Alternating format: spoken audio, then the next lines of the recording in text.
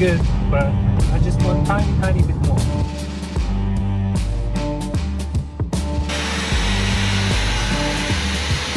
Look, M62 with no oil leaks, rare.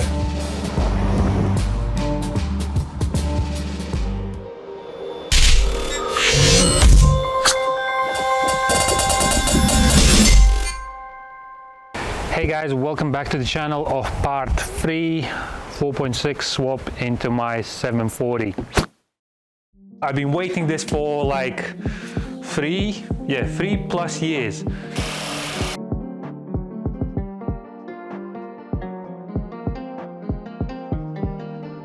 Rest in peace, 4.4.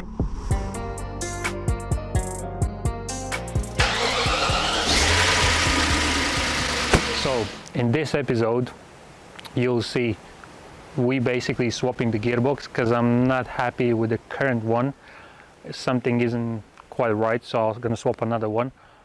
Then afterwards, next day we'll take it to Dyno, see what actual BHP it's pushing. Since I posted my second part regards to this 4.6 swap, we done a couple upgrades. Well, it's been into body shop, done a couple touch-ups.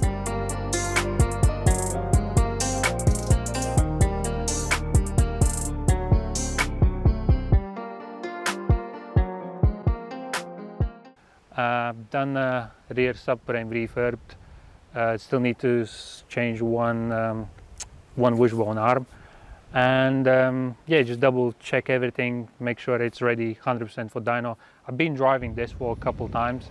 I haven't done a lot of miles, but hopefully gearbox swap gonna sort out the issue which I'm feeling. It feels like it's down on torque at the moment, and it shifts not fine, but on lower RPM I don't feel that torque. So I'm gonna install a different gearbox and see how it feels, and if it feels all right, we'll take it for dyno. So, but first, it's been sitting here for a couple days, and as you know, in UK we have fuel shortage, if you can say that. Well, fuel delivery shortage, and this thing ran out of fuel. So I need to push it in the workshop and, well, at least to get some jerry cans somewhere, because it's not that easy, to be honest. I know it sounds crazy, but if you're based in UK, yeah, you probably will understand what I mean. So I need to get this into workshop first, try to find fuel, then take it to dyno. Stay tuned, let's start.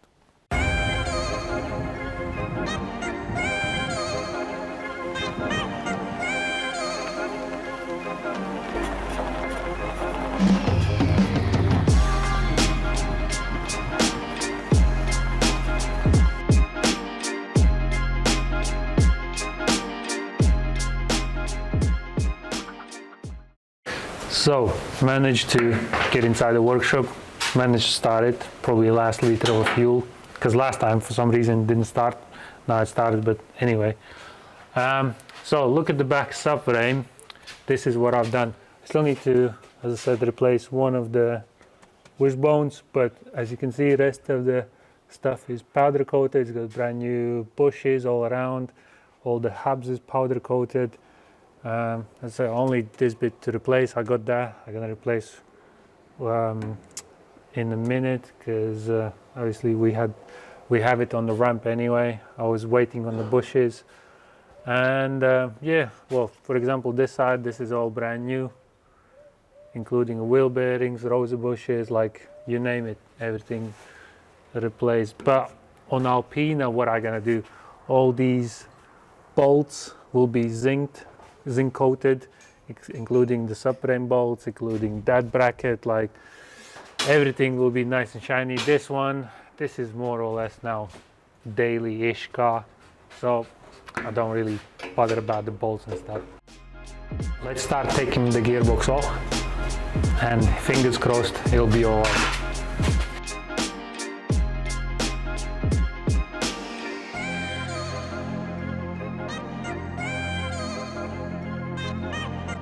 Look, M62 with no oil leaks, rare.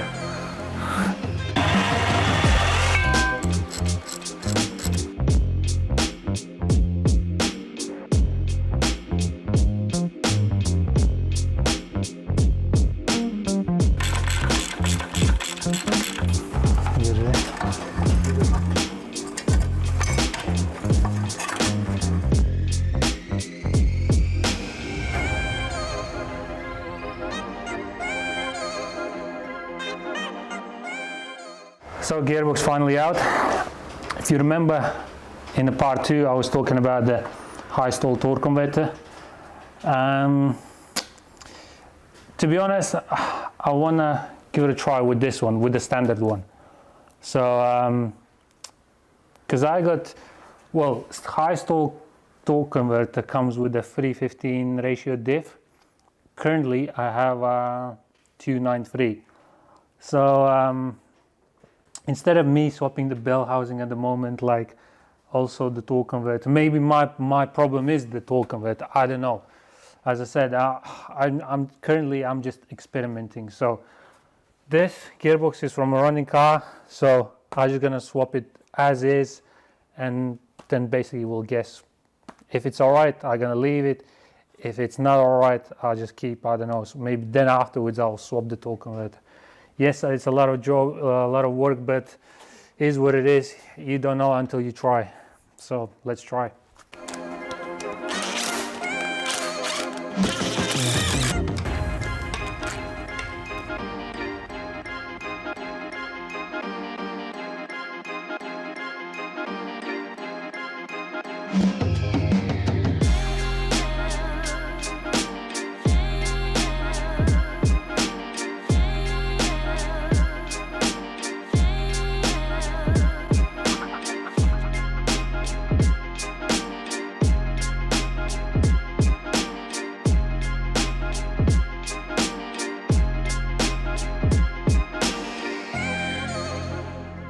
So the gearbox is changed. Done a couple of test drives. I would say it feels a slightly bit better, but it still doesn't, for me personally, maybe it's supposed to be, but I feel it's supposed to be more faster.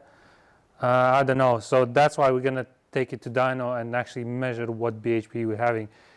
Hopefully it's more than 286 as the 4.4, but never know. If it's going to be less, it's embarrassment. I don't know, like I'll have to double check. Pretty much I'll have to take the valve covers off to double check the vanos. Like apart from that, maybe it's the ECU, but also I've changed the ECU from X5. All the kit is swapped. I don't know, but let's take it to dyno. I'll see how it goes.